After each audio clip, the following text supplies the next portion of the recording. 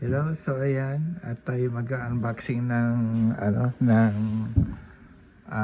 Focusrite 2i2 4th generation. At yan ang ating gamit dati. So ayan, tayo mag-unboxing. Wow! Bagong latest na Focusrite. So ayan. Ang kanyang USB at ang kanyang manual.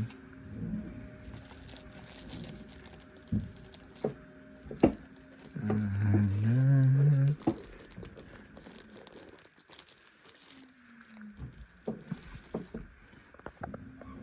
So ito ang ating Focusrite, latest Focusrite 4th generation 2i2.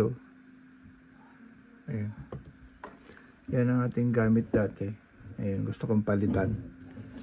Ayan. Tingnan natin kung anong magiging kalabasan. Ayan, so ayan na siya at nakasaksak na.